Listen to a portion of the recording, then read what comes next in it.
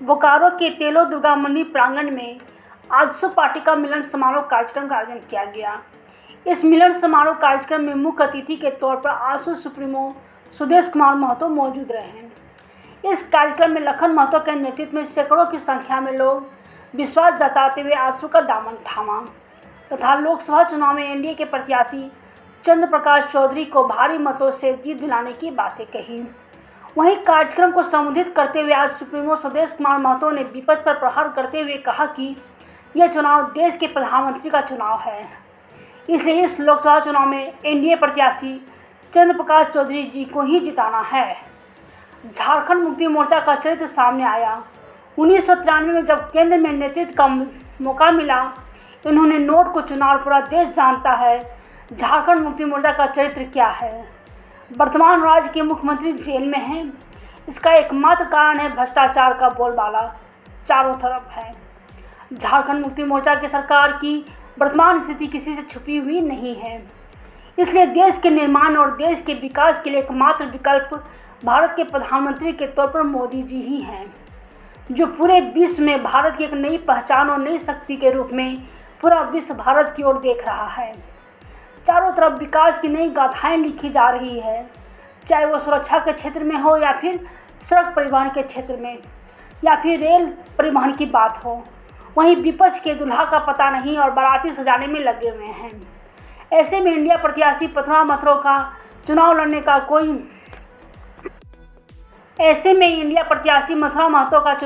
कोई औचित्य नहीं है। इस कार्यक्रम में आजसू के गोमिया विधायक डॉक्टर लंबोदर महतो, चंदन क्यारी के पूर्व विधायक और मंत्री उमाकांत रजक, जसोदा देवी, बेरमो प्रभारी काशीनाथ सिंह, प्रखंड अध्यक्ष मनोज दास, लखन महतो, राजेश महतो, जितेंद्र महतो, पूर्व मुखिया जगदीश महतो, मुकेश महतो, बिगन महतो, उमाकांत महतो, अजय सिंह, मुखिया जयलाल महतो, उप प्रमुख रिंकी देवी, जुगल महतो, सांसद प्रतिनिधि मिथिलेश महतो इत्यादि हजारों की संख्या में स्थानीय ग्रामीण मौजूद रहे। बोकारो से राकेश कुमार सिंह की रिपोर्ट। आज एक अच्छा व्यवसाय और समाज के लिए कुछ करने की इच्छा लेकर मेरे पास आए थे। इन्होंने अच्छा व्यक्ति, मुझे दायित्व दीजिए, मैं राजनीति में सक्रिय होना चाहता था।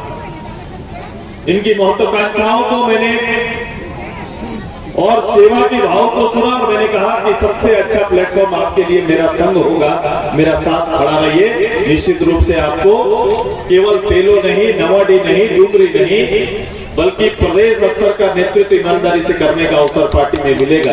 ये जवाबदेही आपको देने की तैयारी हमारी। मैं अभियान आज यहाँ से शुरू कर रहा हूँ। आप सभी लोग जानते हैं ये चुनाव दो विचारधाराओं का चुनाव है।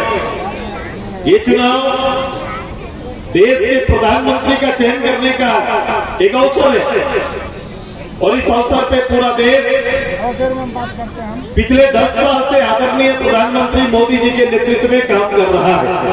अरसों बाद किसी राजनेता पर इतनी भक्ति और विश्वास किसी ने दिखाया तो इस देशवासियों ने बहुत दिनों के बाद किसी नेतृत्व पर विश्वास किया। आज उसी का एक दायित्व गिरिडीह पर हमें लोकसभा का प्रतिनिधित्व करने का अवसर मिला है। ये अवसर का आशीर्वाद मांगने आपके पास चंद्र प्रकाश चौधरी के जी के रूप में फिर से हम आपके बीच में हैं, आपके पास आए हैं। कभी कभी लोगों को आकलन करने में गलती हो जाती है। लोग ये आकलन कर नहीं पाते क्योंकि दो ध्रुवों में चीजें बटी हुई। एक तो आपको एनडीए के साथ खड़ा होना है, जो देश के प्रधानमंत्री जी के साथ खड़ा होकर मतदान करना चाहते हैं, और दूसरा पक्ष है जो पहले यूपीए था अब इंडिया गठबंधन के रूप में दूसरा पक्ष अपना काम कर रहा है। अब देखो दोनों में सबसे बेसिक अंतर क्या है? विश्वास का और नेतृत्व और चेहरे का। जो विश्वास मोदी जी के प्रति देश भर में आया है, ये विश्वास 10 साल में कार्यरूप रूप से एक शक्ति के रूप में भारत को स्थापित किया है।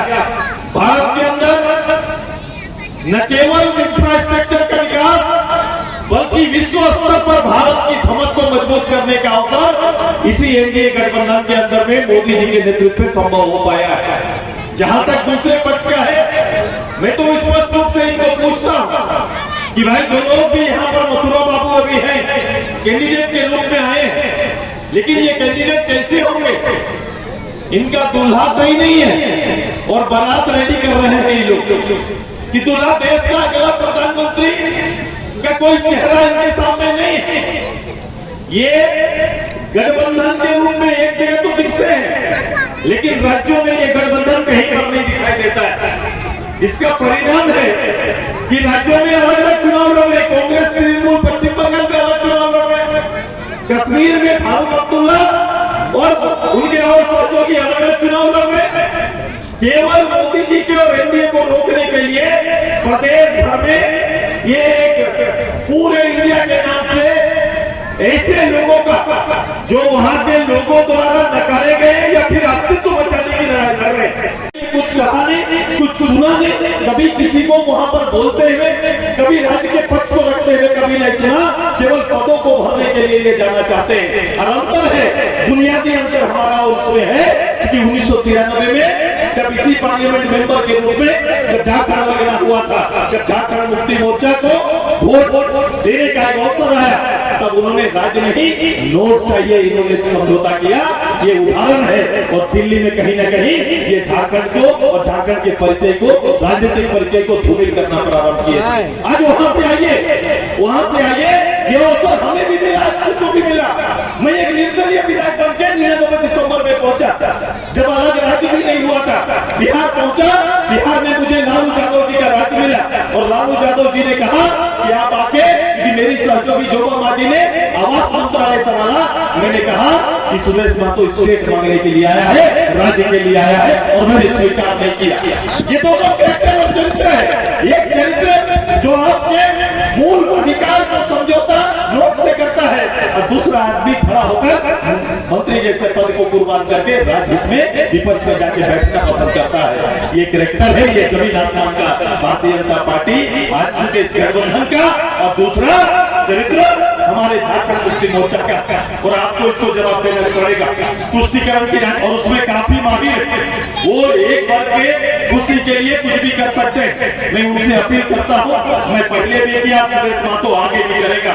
मेरी अपील है, किसी के तुष्टिकरण का हिस्सा ना बनिए, राज्य की राजनीति में खड़ा होकर जवाब देना सीखिए, तब जाके झारखंड की राजनीति में कहीं ना कहीं सुधार आएगा और मौलिक जवाबदेही राजनीतिक दलों का बनेगा। मुझे लगता है कि वो चाहते भी हैं कि नहीं चाहते हम नहीं जानते। उनको मंत्री ना बनाया गया, शपथ ना हुआ, ये सारा चीजें रहा। मैंने पिछले बार एक बात रखा था यहाँ पर, मैंने कहा ये ऐसी सरकार है जिसमें दलितों के लिए कोई जगह नहीं। पूरा मंत्रालय आज निकाल के देख लो। मैंने बात भी रखा तो बैद्यनाथ बाबू को वोट कराने लेके आए, वो बेचारा रो के वापस चले गए और कहीं भी दलित कोई चेहरा इस सरकार के कैबिनेट में आपको दिखाई नहीं देगा। ये झारखंड मुक्ति मोर्चा मात्र अपना परिवार और परिवार के लोगों को कहां सेटल करे उसकी तैयारी मात्र में लगा है, इससे आगे का कोई विचार नहीं रखा।